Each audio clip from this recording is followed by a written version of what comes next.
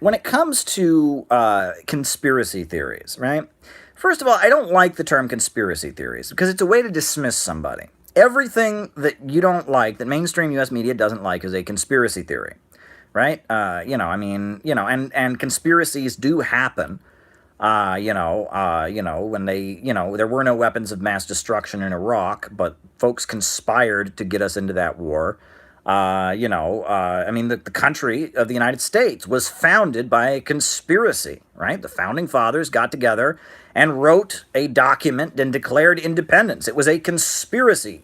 There's nothing inherently tinfoil hatty about a conspiracy. People conspire and do things, right? That's people getting together and planning things. That's a conspiracy. So the term conspiracy theory, the way it gets thrown around in the United States, is not good. And it's a way to just shut somebody down. We've made it this term that a conspiracy theory is something you're not supposed to believe. If someone believes in conspiracy theories, they're a nut. So I don't like the term. However, we all know that what you might call conspiratism is a widespread view, right? And that there are voices out there like Alex Jones, for example, that are, they're critical of the status quo, but they see things in terms of conspiracies only.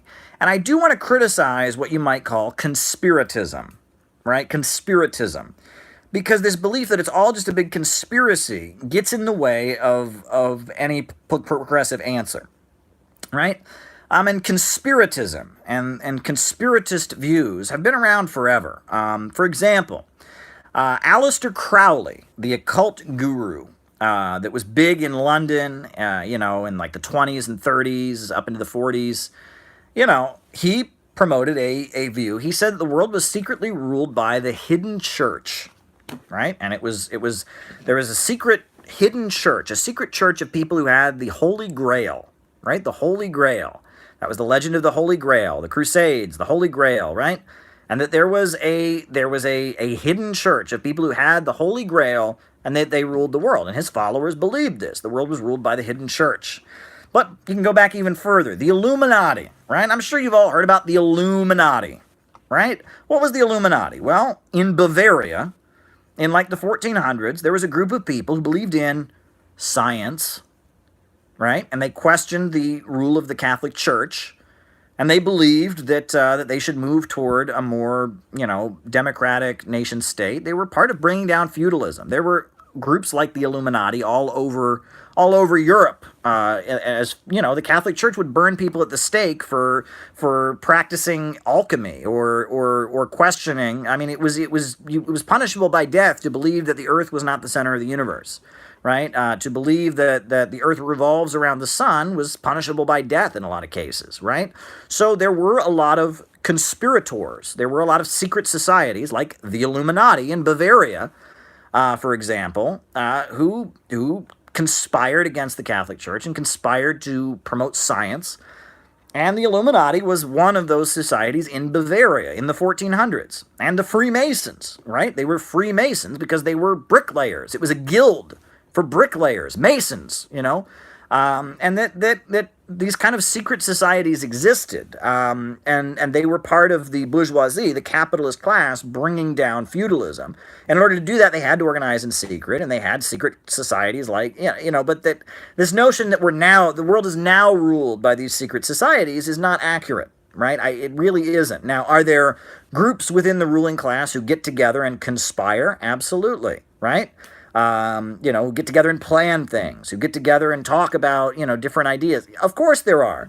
But this belief that the problem is the conspiracy, that leads to the belief that there's nothing wrong with the system, right? The problem is the conspiracy and not the system.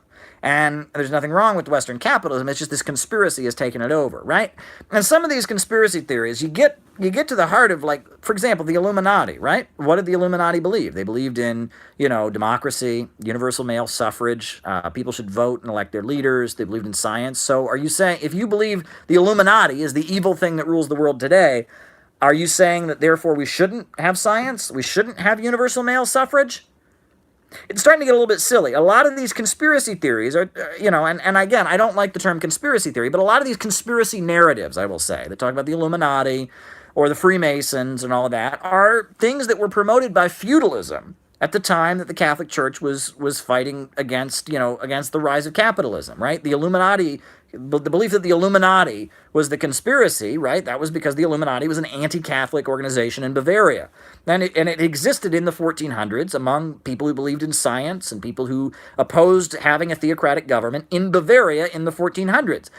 Being a member of the Illuminati in Bavaria in the 1400s was probably a good thing. It meant you believed in, the right of freedom of speech and freedom of religion. So why are we now being told that we should fight the Illuminati? Like, this is silliness, right? I mean, the Illuminati, the Freemasons, these groups were key in bringing down feudalism. When feudalism was the global order, and when the Catholic Church was promoting feudalism around the world, there were a lot of secret societies that were formed by the members of the new capitalist class and the mercantile classes who fought to bring down feudalism.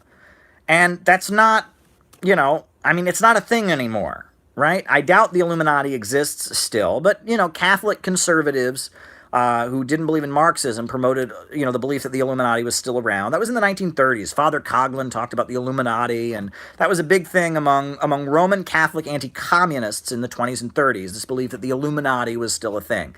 The Illuminati is not a thing. The Freemasons exist. It's a club for old men. It's a fraternal organization. But fixating on clubs and secret societies is missing the point, because then you're not thinking about systems, you're not thinking about the economy, you're not thinking about the problems of capitalism. You're thinking about, the problem is there's a group of men in a room somewhere plotting. Yeah, but the thing is, there's also another group of men somewhere in a room plotting, right? And thank goodness that the founders of the United States got together in a room and plotted to establish the independence. And thank goodness that that people got in a room and plotted to elect Abraham Lincoln, an anti-slavery advocate, president of the United States. Conspiracies in and of themselves are not bad, and that the conspiracy narrative does not get deeper. It doesn't. It erodes the notion that there's anything wrong with Western capitalism, right? And that's the problem. That is the problem with conspiracy narratives, and yes, the overwhelming, he's got a conspiracy theory. Next, he's going to tell us the war isn't justified. Next, he's going to tell us we shouldn't invade Syria. That's the way the mainstream see things. I'm not a fan of that, right? Because it's, again, everything you don't agree with, every contrary notion is simply a conspiracy theory. Well, no, that's unacceptable. But the idea that it's all the thing that's high up on the thing, and the Illuminati and the Bohemian Grove and the Freemasons sacrificing the Alps, come on, please. That's not helpful either. And I wanted to throw that out there, right? That actually, the Bolshevik Party was a conspiracy. Lenin and a bunch of other Russians were in exile in London, and they conspired to form a party of a new type that went to Russia and toppled the Tsar and established the Soviet Union.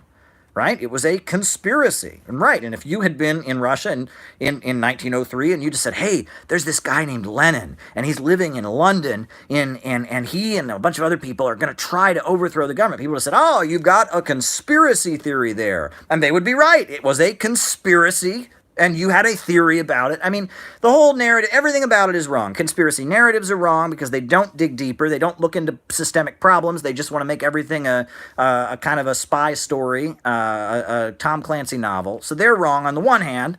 And on the other hand, the popular notion that that's a conspiracy theory is also wrong, right? 9/11 was a conspiracy. Even according to the official story, it was a conspiracy theory, right? They're saying that Osama bin Laden conspired with hijackers, so it was a conspiracy. Every narrative of 9/11 is a conspiracy theory. It's just a question of, do you believe the widely accepted conspiracy theory, or do you believe an alternative conspiracy theory? Because everyone agrees that the Twin Towers were brought down by some kind of conspiracy. The term conspiracy theory has been completely shrouded in all kinds of